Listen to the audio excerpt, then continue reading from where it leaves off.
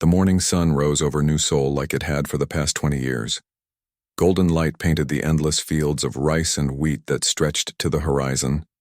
Dae-ho Kim stood on the observation deck of the orbital station, watching the planet wake up below him.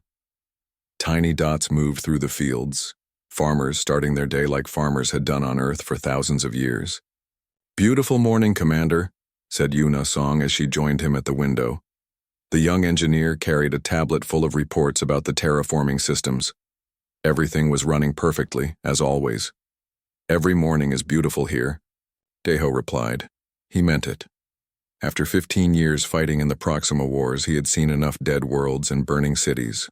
New Seoul was peace. It was home. Down on the planet, Dr. Hai-Jin Park walked through her research station in the middle of a wheat field. She stopped to examine a plant that was part human crop, part alien.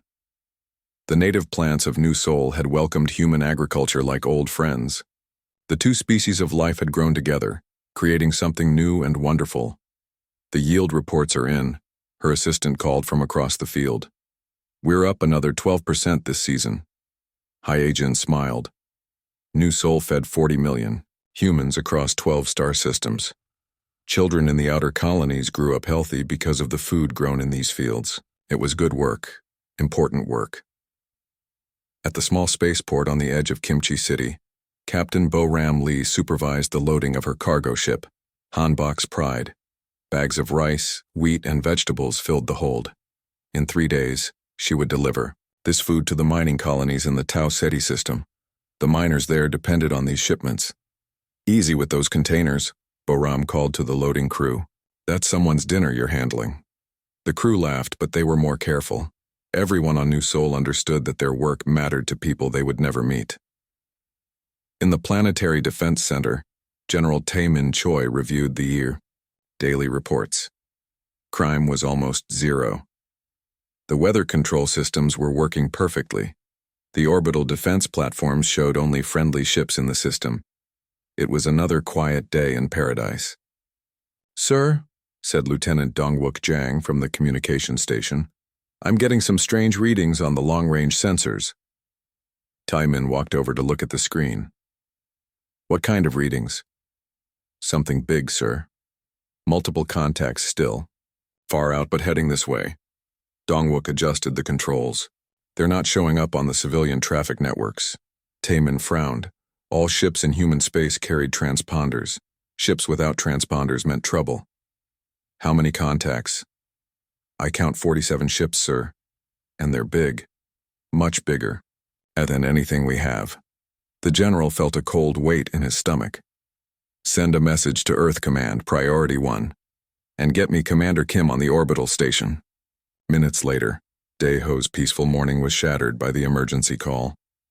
He listened to Dongwook's report with growing concern. 47 unknown ships heading for New Seoul meant only one thing: invasion. "How long until they reach the system?" Dae-ho asked. "At their current speed, 18 hours, sir." Dae-ho closed his eyes for a moment. 18 hours to prepare for war. "Alert all defense stations. Recall any ships that are out system. And send a message to every colony ship. Tell them to stay away until we know what we're dealing with." Down on the planet, the news spread quickly. Families gathered around their communication screens, listening to the official announcements. The government asked everyone to stay calm and go about their normal business. But parents looked at their children differently. Farmers looked at their fields and wondered if they would still be there tomorrow. Bo-Ram was halfway through loading her cargo when the recall order came. All civilian ships were to return to port immediately. She watched her crew secure the half-empty hold and felt anger building in her chest.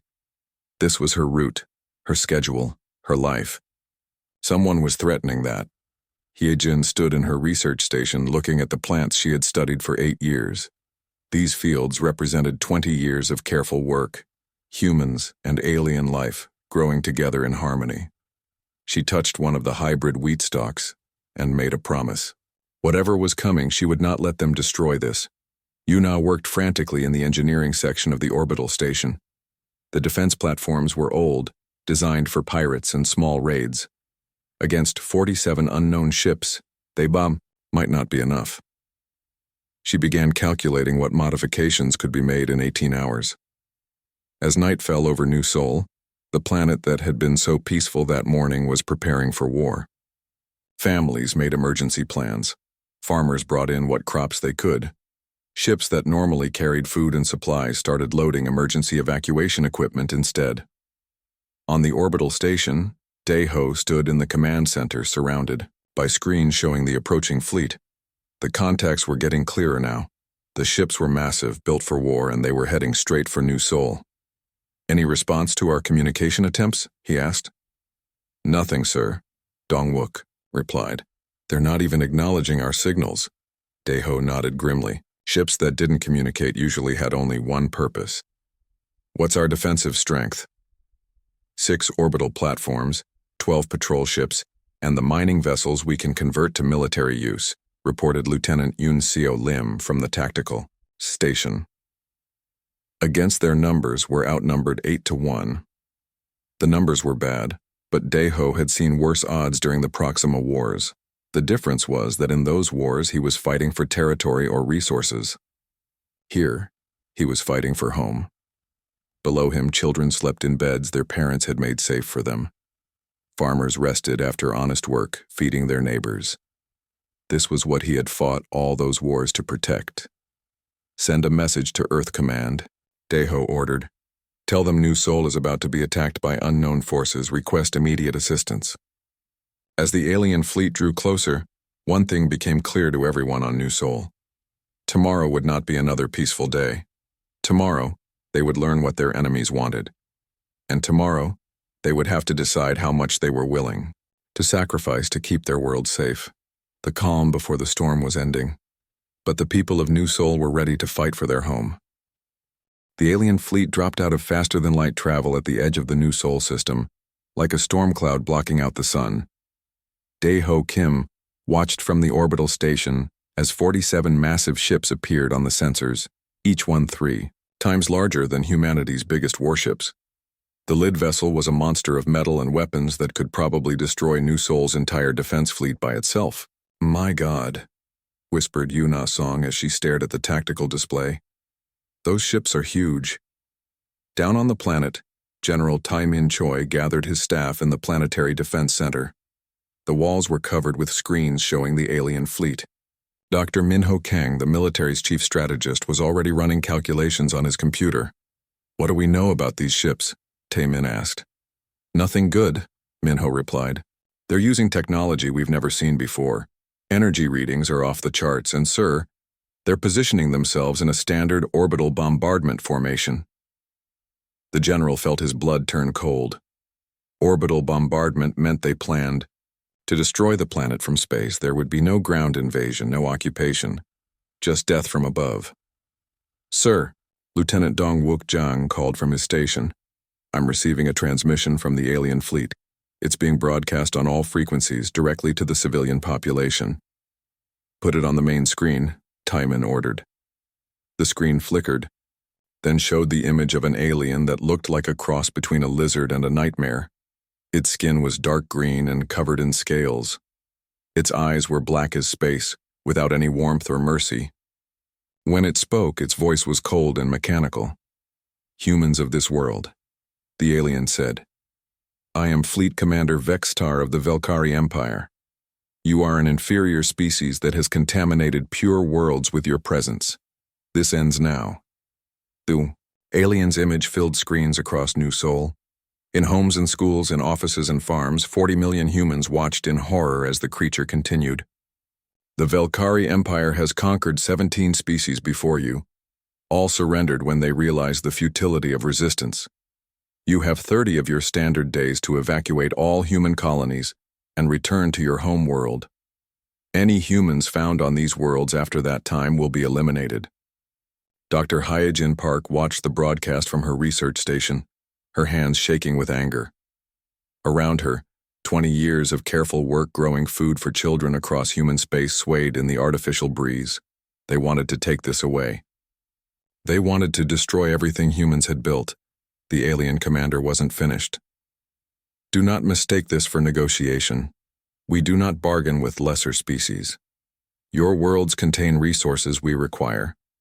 You will surrender them willingly, or we will take them from your dead bodies. You have 30 days. The transmission ended, leaving millions of humans staring at blank screens in stunned silence.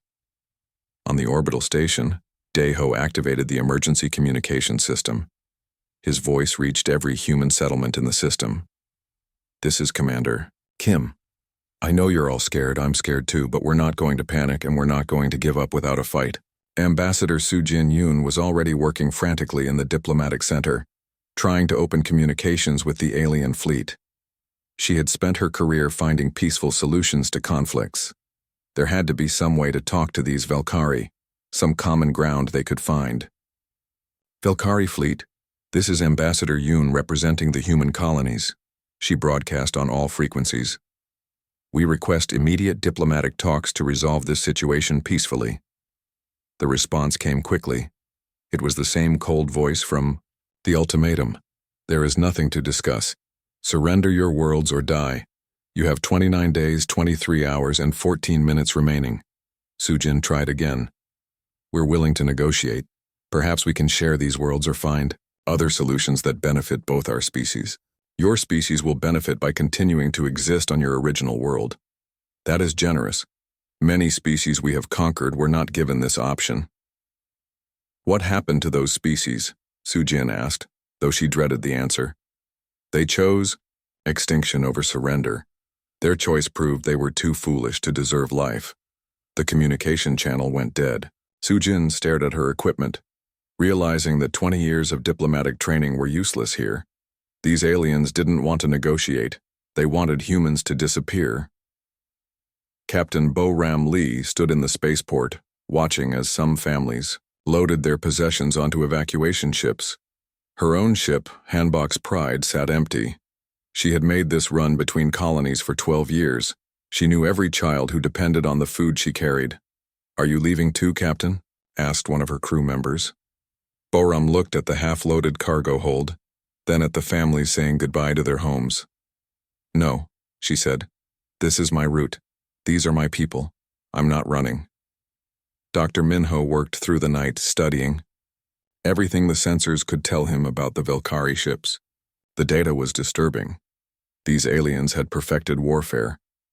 Their ships were built by a civilization that had done this many times before. I've found records of 17 star systems that went dark over the past 200 years, he reported to General Taiman. Each time there were reports of massive alien fleets appearing, then nothing. No more communications, no survivors. 17 civilizations, Taiman said quietly. How many people died? Conservative estimate, about 200 billion sentient beings. The number hung in the air like a death sentence. 200 billion people, all wiped out because they wouldn't surrender their homes. As the first day of the ultimatum ended, the people of New Seoul faced an impossible choice. Some families were already packing, preparing to abandon everything they had built. But more were staying, preparing to fight for their world. In the farming communities, people gathered in meeting halls to make their decision together. In Kimchi City, the mayor called for volunteers to help with defense preparations. At the spaceport, more cargo ships were being converted into evacuation vessels, but just as many were being armed for war. Hyejin stood in her fields under the alien fleet, looking up at the stars that no longer seemed friendly. Somewhere up there, creatures that had killed 200 billion people were counting down the hours until they could kill 40 million more. But she wasn't afraid anymore. She was angry. These fields fed children. The plants around her were the result of careful cooperation between two species of life, growing together in peace. The Valkyrie wanted to destroy that cooperation, that peace, that life. She picked up a handful of soil, earth that had been made fertile by human and alien life working together. Tomorrow, she would start working on ways to keep that soil safe. The ultimatum had been delivered. 29 days remained. And across New Seoul, 40 million humans began to understand that sometimes the only choice left was to fight. 15 days had passed since the ultimatum. Half the human population of New Seoul had chosen to leave. packing their lives into cargo ships and heading for the outer colonies. The other half had chosen to stay and fight for their home. Daeho. Kim watched another evacuation ship disappear into faster-than-light travel. He didn't blame the families who left. They had children to protect, lives to preserve. But he also understood why so many stayed. New Seoul wasn't just a planet. It was home. Commander, Yuna Song called from her engineering station. I'm getting some interesting readings from the planet's surface. What kind of readings? The agricultural zones are showing massive energy spikes. It looks like Dr. Park is doing something with the terraforming systems. Down on the planet, Dr. Hyejin Park stood in the center of a wheat field that had been converted into something very different. Working with Yuna's engineering team, she had turned the agricultural monitoring network into a planet-wide sensor system. If the Velkari tried to land troops, she would know exactly where. But her real work was happening underground. The root systems that fed New Seoul's crops covered the entire planet like a nervous system. With some modifications, that network could carry much more than nutrients and water. The soil composition changes are working perfectly, she told her research team. The root network can now carry electrical current and data signals across continents. Her assistant looked confused. But Dr. Park, what does this have to do with growing food? Hyejin smiled grimly. Who says we're still growing food? At the Planetary Defense Center, General Taemin received a message that changed everything. Admiral Ji-hoon Ryu was coming from Earth with the entire defense fleet, but he wasn't coming alone. Sir, Lieutenant Dong-wook reported, Admiral Ryu says he's bringing ships from every human colony. Cargo vessels, mining ships, passenger liners, anything that can carry weapons and life support. Taemin felt hope rising in his chest. How many ships? Over 300, sir. They won't all be warships, but they'll all be human. The news spread across New Seoul like wildfire. 300 ships were coming to help defend their world. But more than that, humans from across the galaxy had heard about the threat and were coming to fight. Captain Bo-Ram Lee was converting her cargo ship when the news arrived. She had stripped out the food storage compartments and installed weapon systems designed for mining asteroids. Hanbok's pride would never carry rice and vegetables again, but she might carry something more important. Victory, Captain. One of her crew asked, why are people from other colonies coming to fight for New Seoul? This isn't their world. Bo-Ram thought about all the children she had never met, children in distant colonies who grew up healthy because of the food from New Seoul. Because this planet feeds their kids too. You threaten someone's children, you make enemies of everyone who cares about them. The answer came sooner than anyone expected. On day 18 of the ultimatum, a Velkari strike force attacked a farming settlement called Peaceful Valley. They said it was a demonstration to show humans what would happen if they didn't surrender. Master Sergeant Wonshik Park was leading a reconnaissance mission near Peaceful Valley when the attack began. His special forces team watched in horror as alien troops landed and began systematically destroying everything, houses, farms, and people. They're not just killing the adults, reported Corporal Unseo Lim through her scope. They're killing children, families, everyone. Wonshik had seen combat on 17 different worlds. He had never seen anything like this. These weren't soldiers fighting soldiers. This was murder, pure and simple. All teams move in, he ordered. We're not letting this continue. The battle for Peaceful Valley lasted 3 hours. When it was over, 67 humans were dead, including 18 children. The Velkari troops were dead too, but that didn't bring back the families they had murdered. Wonshik stood in the ruins of what had been someone's home, looking at toys scattered in the dirt. A child's drawing was stuck to a destroyed wall, a picture of New Seoul's fields under a happy sun. Sir, Yunseo said quietly, what kind of species kills children as a demonstration? Wonshik picked up the child's drawing and folded it carefully.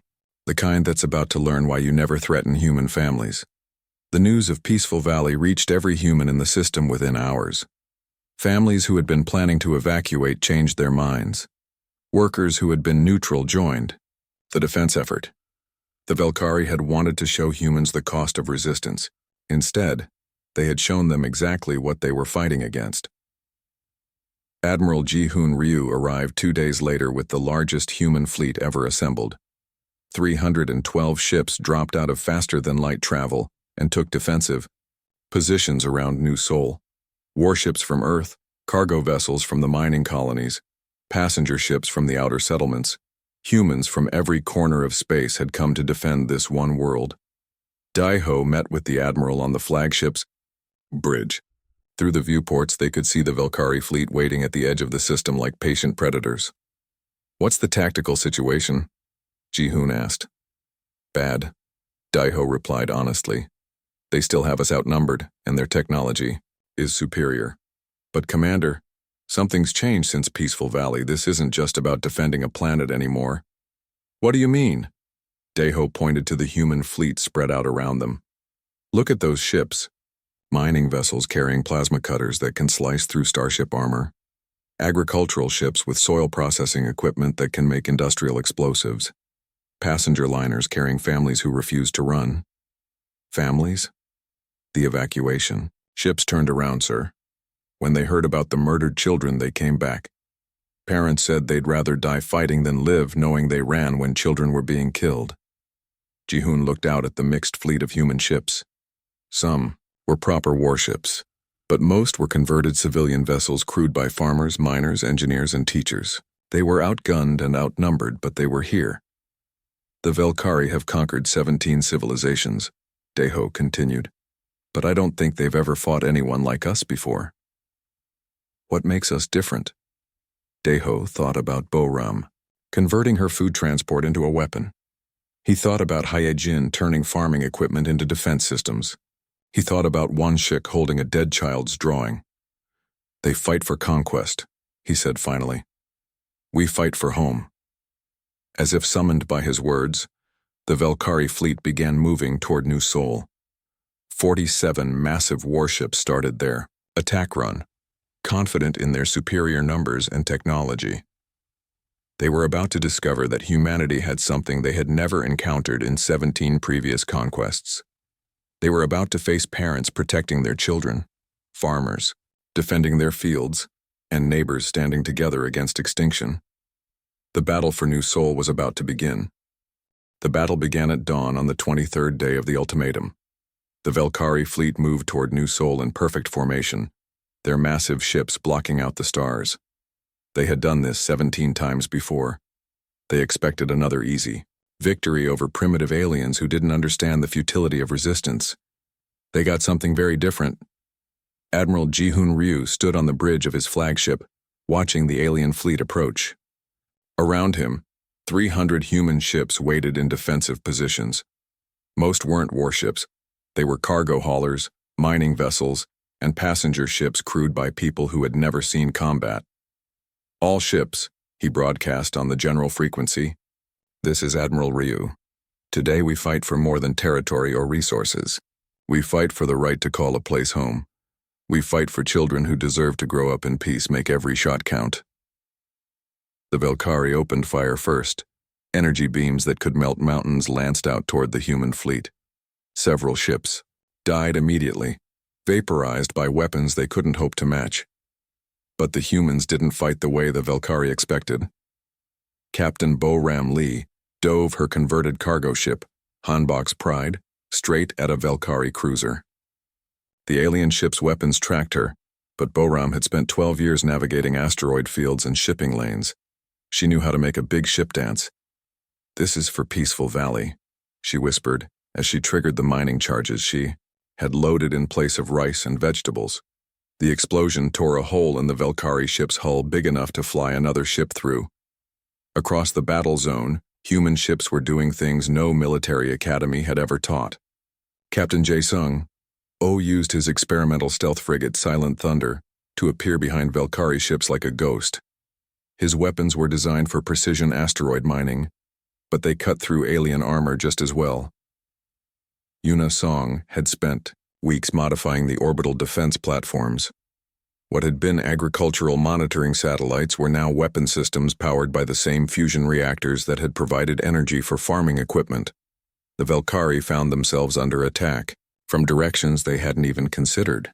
Human tactics are unusual, reported the Velkari tactical officer to Fleet Commander Vextar. Their ships are not conforming to standard military formations. Vextar watched his sensors as a human passenger liner, a ship designed to carry families between colonies, rammed one of his destroyers. The human ship was destroyed, but so was his warship. They're fighting like they have nothing to lose, the tactical officer continued. Vextar's scales darkened with anger. They have everything to lose. That's why they will surrender when they realize the cost. But the humans didn't surrender. They got creative. Dr. Heiwan Shin had spent the weeks before the battle converting industrial equipment into weapons. Plasma cutters meant for ship repair became close-range weapons that could slice through Velkari armor. Agricultural chemical processors became factories for explosive materials. Chief Petty Officer In Young Kim led the first human boarding party onto a Velkari ship. The aliens were bigger and stronger, but they had never fought an enemy that used their own ship systems against them. Seal the airlocks behind us, In Young ordered her team as they moved through the alien corridors. Then reverse the artificial gravity in sections 2 through 7.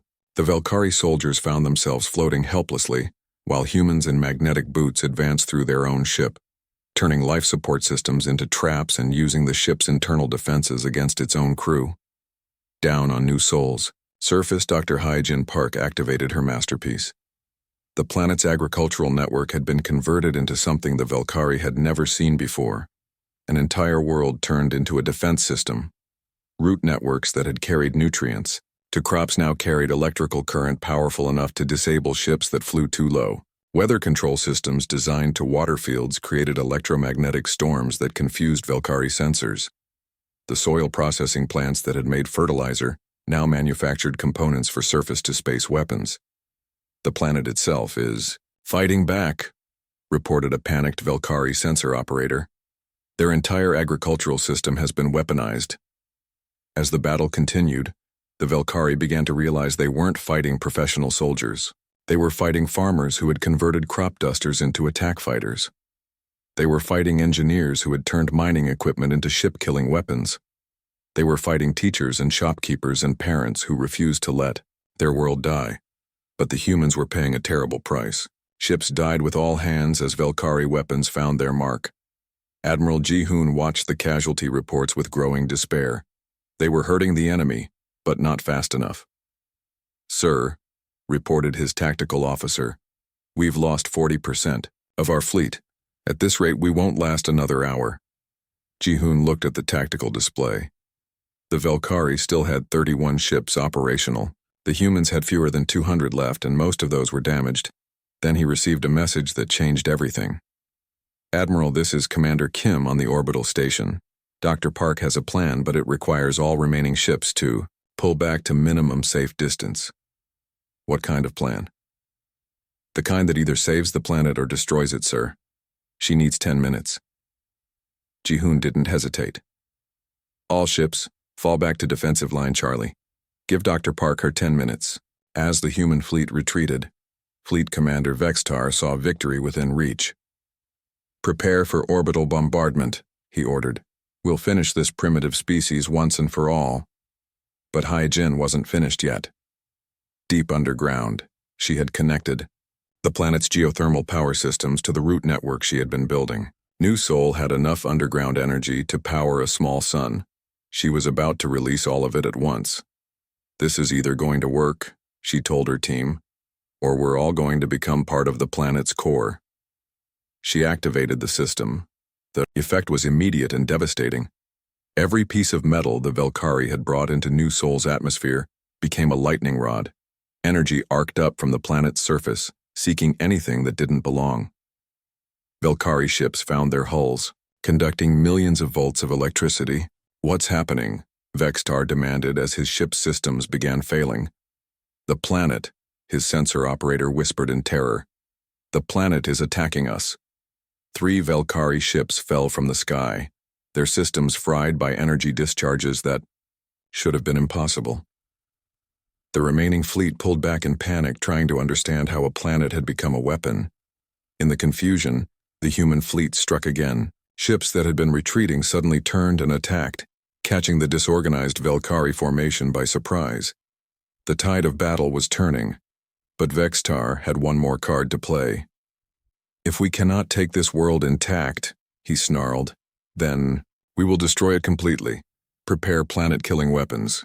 The Velkari flagship began charging its main cannon, a weapon capable of cracking a planet in half. In 3 minutes, New Sol would be nothing but debris floating in space. That's when Petty Officer Kyungmin Lee, barely 20 years old, made the decision that would save 40 million lives and change the course of galactic history. "This is for everyone who calls this place home," he said as he piloted his damaged fighter directly toward the Velkari flagship's main weapon. Kyungmin Lee's fighter was dying around him. The cockpit was filled with smoke. Half his controls were dead, and he could taste blood where he had bitten his tongue during the last impact. Through his cracked view screen, he could see the Velkari flagship charging its planet-killing weapon. 3 minutes until New Sol died. 3 minutes until 40 million people became dust. "This is Kyungmin to all human ships," he broadcast on the emergency frequency. "I'm going to try something stupid. When the flagship's shields go down, someone better be ready to finish this." He pushed his fighter's engines past the red line, diving straight toward the massive Velkari weapon. Enemy fire filled the space around him, but somehow the shots kept missing. Maybe he was too small a target. Maybe he was moving too fast. Maybe the universe just wanted him to succeed. Commander Dae-ho Kim heard the transmission from the orbital station. On his screens, he watched a tiny human fighter racing toward certain death. "All ships," Dae-ho broadcast, "prepare to support Kyungmin's attack. The moment that flagship's defenses go down, we hit it with everything we have." Kyungmin's fighter slammed into the Velkari flagship's main weapon, just as it was reaching full charge. The explosion was visible from the planet's surface, a brief new star that lit up the sky. When the light faded, the flagship's forward section was gone, and its shields were flickering. "Now!" Dae-ho shouted. "All ships attack the flagship!" What remained of the human fleet converged on the wounded Velkari command ship. Boram's Hanbok's Pride, flying on one engine and held together by determination, fired her last mining charges into the alien ship's bridge. Captain Jae-sung's Silent Thunder materialized inside the flagship's shield perimeter and unleashed every weapon he had. But it was Chief Petty Officer In-young Kim who delivered the killing blow. Her boarding party had been fighting through the flagship's corridors for 20 minutes, using the ship's own systems against its crew. When Kyungmin's sacrifice opened a hole in the ship's defenses, she led her team straight to the engine room. "Plant the charges on the main reactor," she ordered her Marines. "We have 30 seconds before their emergency systems kick in." The reactor explosion tore the Velkari flagship apart from the inside. Fleet Commander Vextar had just enough time to realize that his perfect military formation had been destroyed by farmers and shopkeepers before his command ship became an expanding cloud of debris. With their flagship gone and their formation broken, the surviving Velkari ships tried to retreat, but Colonel Byung-ho Nam was ready for them. His ground-based defense systems, powered by Dr. Hyejin Park's planetary network, reached out to touch the fleeing aliens with fingers of lightning and fire. Only 12 Velkari ships escaped New Sol's gravity well. Of the mighty fleet that had conquered 17 civilizations, barely a quarter remained. They jumped to faster-than-light speed and fled, leaving behind their dead and their reputation for invincibility. The battle was over. Humanity had won, but the victory came at a terrible cost. Over half the human fleet was destroyed or damaged beyond repair. Thousands of brave people who had defended their home would never see another sunrise over New Sol's fields. Dae-ho stood in the orbital station's command center, looking down at his world. Smoke rose from crashed ships and damaged cities, but the planet was still there. The field still grew. Children would still have food to eat. "Damage report?" he asked quietly. Yuna-song looked up from her console, tears in her eyes. 15,000 casualties, Commander. But the terraforming systems are intact. The agricultural zones are operational. We can rebuild. Dr. Hyejin Park walked through her research station, now partially destroyed by weapons fire. Many of her hybrid plants had been killed in the fighting, but the root systems were intact. Life would continue. Growth would resume. Dr. Park, one of her assistants asked, was it worth it? All those people died to save plants and dirt. Hyejin knelt down and picked up a handful of soil, the same earth that had been threatened with destruction hours before. In her palm she could see the beginnings of new growth, tiny shoots that had survived the battle and were already reaching toward the sun. They didn't die for plants and dirt, she said softly. They died so children in the outer colonies would have food to eat. They died so families could have homes. They died for the idea that some things are worth defending no matter the cost. Admiral Ji-hoon Ryu sent his report to Earth Command that same day. The message was simple. New Sol secure. Human casualties heavy but acceptable. Velkari Empire has learned that humanity does not surrender its worlds. But the real message went out on civilian frequencies, broadcast to every human colony and settlement across the galaxy. It wasn't an official military communication. It was something much more important. A promise. The message came from ordinary, people who had done extraordinary things. Bo-Ram Lee, her ship held together with spare parts and determination. Wan-Shik Park, still carrying the drawing made by a child who had died at Peaceful Valley. Yoon Song, whose engineering had turned farming equipment into weapons of war. This is New Sol, the message began. We want every species in the galaxy to hear this. Humanity is reasonable. We'll trade with you. We'll work with you. We'll even fight alongside you if your cause is just. We're not looking for war and we're not interested in conquest. The transmission paused, and when it continued, the voice was harder, edged with the memory of smoke and fire and friends who would never come home. But there is one rule you should never break. Never threaten a human world. Never attack our homes. Never target our children, because we don't just fight for territory or resources. We fight for the right to call a place home. And we will burn the galaxy down before we let you take that from us. The message ended with coordinates. The location of New Sol, still growing. Food for children across human space, still defended by people who understood that some things were worth dying for. Word of humanity's victory spread across the galaxy faster than any ship could travel. The Velkari Empire, which had seemed unstoppable, had been broken by a single human world. Other species began to look at humanity differently. These weren't just another primitive civilization to be conquered or ignored. These were people who would fight the universe itself to protect their families. Years later, when alien diplomats visited human worlds, they always commented on the same thing.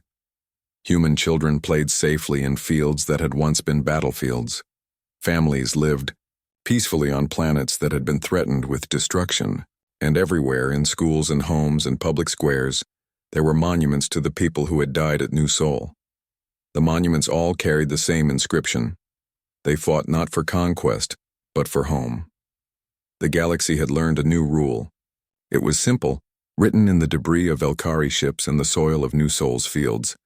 Never threaten a human world. Because humans don't just defend territory. They defend the idea that families should be safe, that children should have homes, and that sometimes the only answer to extinction is defiance. The Velkari Empire never recovered from their defeat. At New Sol, their reputation for invincibility was shattered, and the species they had oppressed began to rebel. Within a generation, the empire that had conquered 17 civilizations was nothing but a memory. But New Sol endured.